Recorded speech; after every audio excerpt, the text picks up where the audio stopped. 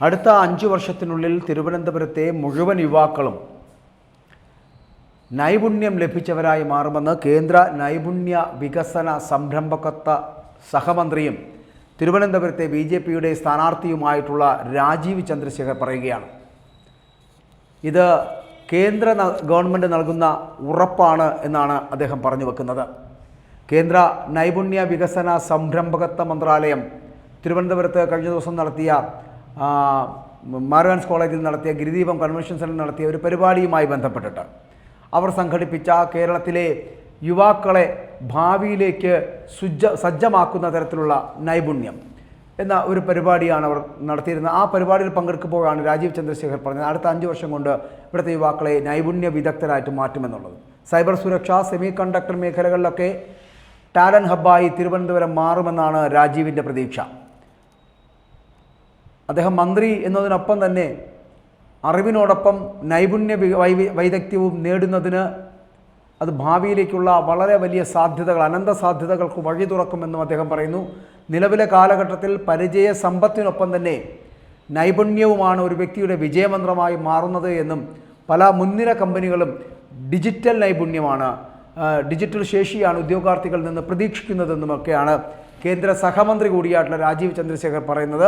രാജീവ് ചന്ദ്രശേഖർ ഇത് പറയുമ്പോൾ ഒരു വാഗ്ദാനമായി കാണേണ്ട ആവശ്യമില്ല എന്നുകൂടി പറയേണ്ടി വരും. കാരണം 5 വർഷത്തേക്ക് വേണ്ട എന്ന് പറഞ്ഞാൽ വരുന്ന തിരഞ്ഞെടുപ്പിൽ അദ്ദേഹത്തിനെ വിജയിപ്പിച്ചു കഴിഞ്ഞാൽ കേന്ദ്രത്തിൽ അധികാരത്തിലെത്തുന്ന BJP നടപ്പിലാക്കാൻ പോകുന്ന പദ്ധതികളിൽ ഒന്നുകൂടിയാണ് നൈപുണ്യ വികസനം എന്നുള്ളതാണ് രാജീവ് ചന്ദ്രശേഖർ പറഞ്ഞു വയ്ക്കുന്നത് എന്ന് പറയാം. ഇത്തരത്തിൽ പലതരത്തിലുള്ള മാറ്റങ്ങൾ കേരളത്തിൽ സംഭവിക്കാൻ പോകുന്നു. ഇപ്പോൾ തന്നെ കേരളത്തിൽ നിന്നുള്ള 28 ഉദ്യോഗാർത്ഥികളാണ് ഭാഷാ പരിശീലനം പൂർത്തിയാക്കി ജർമ്മനിയിലേക്ക് തൊഴിൽ നേടിയത്. അവർക്ക് ഉള്ള സർട്ടിഫിക്കറ്റുകളുടെ വിതരണവും ഇദ്ദേഹം നടപ്പിലാക്കുകയുണ്ടായി.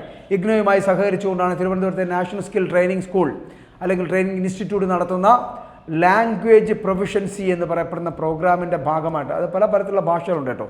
അത് ജപ്പാൻ ഭാഷ, ജർമ്മൻ ഭാഷ, ഇവരുടെയൊക്കെ സമാരംഭവും ഒപ്പം തന്നെ പ്രധാനമന്ത്രി കൗശൽ വികാസ് യോജന എന്ന് പറയപ്പെടുന്നത് എന്ന പരിപാടിയുമൊക്കെ ഉദ്ഘാടനം ചെയ്തുകൊണ്ടായിരുന്നു രാജീവ് ചന്ദ്രശേഖർ ഈ പരിപാടി ഉദ്ഘാടനം ചെയ്തത്. അതേസമയം പ്രവർത്തന മികവിൻ്റെ രാഷ്ട്രീയം എന്ന് പറയപ്പെടുന്ന തിരുവനന്തപുരത്തെ മാറ്റിമറിക്കുമെന്ന് BJPയുടെ സ്ഥാനാർത്ഥി തന്നെ പറയുന്നുണ്ട്.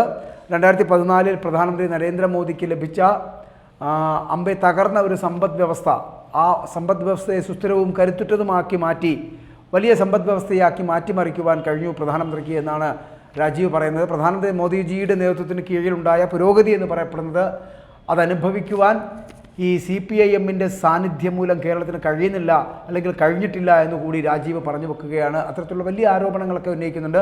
വികസനത്തിൻ്റെ കാര്യത്തിൽ കേരളം വളരെ വലിയ യാത്ര നടത്തിയിട്ടില്ല. പിന്നോക്കം പോകാതിരിക്കുവാനുള്ള ശ്രമങ്ങൾ, കേന്ദ്ര സർക്കാർ പദ്ധതികളിൽ നിന്ന് എല്ലാ ആനുകൂല്യങ്ങളും ലഭിക്കുവാനുമുള്ള സമയം അത് അതിക്രമിച്ചിരിക്കുന്നു എന്നും അത് നേടിയെടുക്കേണ്ടതിൻ്റെ ആവശ്യകത കേരളത്തിന് മനസ്സിലാക്കണമെന്നും അദ്ദേഹം പറയുന്നു. സംസ്ഥാനത്തിൻ്റെ വികസനം ത്വരിതപ്പെടുത്തുവാനും ഒപ്പം തന്നെ തിരുവനന്തപുരത്തെ ദക്ഷിണേന്ത്യയിലെ ഏറ്റവും വലിയ ടെക്നോളജി ടൂറിസം മാത്രമല്ല ഇലക്ട്രോണിക്സ് നിർമ്മാണ കേന്ദ്രം ഇതൊക്കെ ആക്കി മാറ്റാനും വളരെ വലിയ കഠിനമായ പരിശ്രമത്തിലൂടെ കഴിയുമെന്ന് രാജീവ് ചന്ദ്രശേഖർ ഉറപ്പ് പറയുകയാണ്.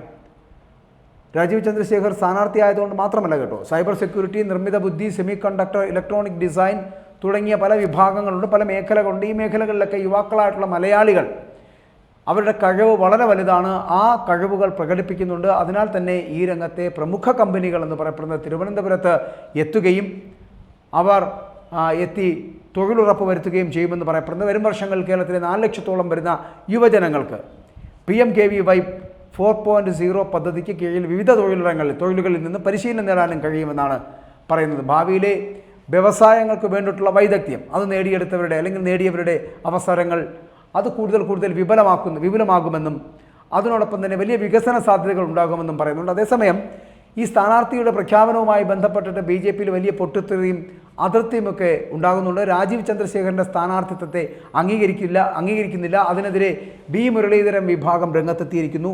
നേതാക്കൾ രാജീവ് ചന്ദ്രശേഖരൻ്റെ പിറകെ പോകുന്നു തിരുവനന്തപുരത്തുള്ളവർ എന്നാണ് B മുരളീധരൻ്റെ പുതിയ പരാതി എന്ന് പറയപ്പെടുന്നത്. അതായത് ആർക്കും പരിചയമില്ലാത്ത ആളെ കേന്ദ്ര നേതൃത്വം ഇവിടെ കെട്ടിയിറക്കുകയായിരുന്നു.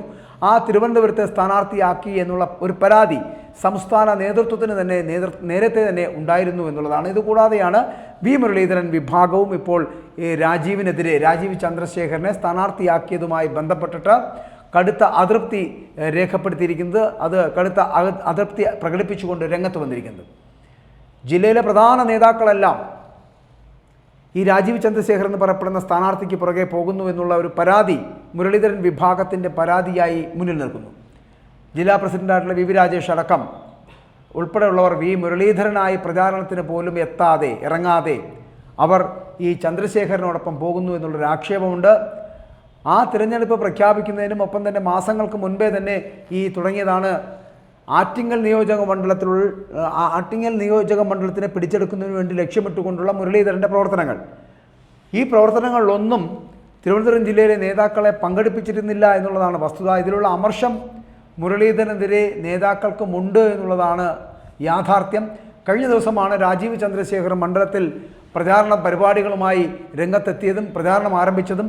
വോട്ടർമാർക്ക് ഒരു പരിചയവുമില്ലാത്ത സ്ഥാനാർത്ഥിയെ പരിചയപ്പെടുത്തി കൊടുക്കേണ്ട ഒരു സാഹചര്യം, അല്ലെങ്കിൽ പരിചയപ്പെടുത്തേണ്ട ഒരു അവസ്ഥയിലേക്കാണ് BJPയുടെ നേതാക്കളും പ്രവർത്തകരുമൊക്കെ എത്തുന്നത്. പ്രചാരണത്തിൻ്റെ പാതിമുക്കാൽ ഭാഗവും ഇതിനായി മാറ്റിവെക്കേണ്ടി വരുന്ന ഒരു സ്ഥിതി ഉണ്ടാകുമോ എന്നുള്ളൊരു ആശങ്ക കൂടി ഈ പ്രവർത്തകർക്കുണ്ടാകുന്നുണ്ട്. വളരെ ചുരുക്കം പ്രവർത്തകർ മാത്രം പങ്കെടുത്തുകൊണ്ടുള്ള ഒരു റോഡ് ഷോ ഉൾപ്പെടെയുള്ളവ ഉണ്ടായിരുന്നു. ആ റോഡ് ഷോയിലേക്ക് പങ്കെടുക്കുന്നതിന് വേണ്ടിയിട്ടാണ് രാജീവ് ചന്ദ്രശേഖർ എത്തിച്ചേർന്നത്. ഞാനപ്പോൾ ആദ്യം പറഞ്ഞത്, രാജീവ് ചന്ദ്രശേഖർ 5 വർഷം കൊണ്ട് ഇവിടുത്തെ യുവാക്കൾക്ക് നൈപുണ്യ വികസന പദ്ധതി സാധ്യമാക്കി കൊടുക്കുവാൻ കഴിയുന്ന തരത്തിലുള്ള വികസന സ്വപ്നങ്ങൾ മുന്നോട്ട് വെക്കുന്നുണ്ട്. അങ്ങനെ 5 വർഷം കൊണ്ട് ഇവിടെ ഒരു ഹരിതവർണ്ണ ഭൂമിയാക്കി മാറ്റാൻ കഴിയുമെന്ന് പ്രതീക്ഷിക്കുകയാണ് രാജീവ് ചന്ദ്രശേഖർ. പക്ഷേ സ്വന്തം പാർട്ടിയിലുള്ള മുരളീധരൻ വിഭാഗം തന്നെ അതിനെതിരെ കടുത്ത അതൃപ്തി രേഖപ്പെടുത്തുന്നു. സ്ഥാനാർത്ഥിത്വവുമായി ബന്ധപ്പെട്ടിട്ട് ഈ സ്ഥാനാർത്ഥി കെട്ടിയിറക്കപ്പെട്ട സ്ഥാനാർത്ഥിയാണ് എന്നും തിരുവനന്തപുരത്തുകാർക്ക് പരിചയമില്ലാത്ത മുഖമാണ് എന്നും മുരളീധരൻ വിഭാഗം പറയുന്നുണ്ട്. പക്ഷേ ആ പറച്ചിലുകൾക്ക്, ആ വിമർശനങ്ങൾക്കൊക്കെ ആയുസ് കുറവായിരിക്കുമെന്നുള്ള കാര്യത്തിൽ സംശയമില്ല. വരും ദിവസങ്ങളിൽ മോദിയുടെയും ഒപ്പം തന്നെ അമിത്ഷായുടെയും ഇടപെടലുകൾ ഉണ്ടാകും. ഒപ്പം ഏത് സ്ഥാനാർത്ഥിയാണോ മത്സരിക്കുന്നത് അവരെ വിജയിപ്പിക്കുന്നതിനുള്ള ശ്രമങ്ങൾ എല്ലാ പാർട്ടിക്കാരും അണികളും ചേർന്ന് തീരുമാനിക്കേണ്ടതുണ്ട് എന്ന് മാത്രമല്ല, 20 സ്ഥാനാർത്ഥികളെയും വിജയിപ്പിക്കുക എന്നത് മാത്രമായിരിക്കണം BJPയുടെ ലക്ഷ്യമെന്ന് കേന്ദ്ര നേതൃത്വം തിട്ടൂരം ഏർപ്പെടുത്തുകയും ചെയ്തു കഴിഞ്ഞാൽ രാജീവ് ചന്ദ്രശേഖറിന് വേണ്ടി പ്രവർത്തിക്കാതിരിക്കുവാൻ മുരളീധരനോ മുരളീധരൻ്റെ വിഭാഗത്തിനോ കഴിയില്ല എന്നുകൂടി സൂചിപ്പിക്കട്ടെ.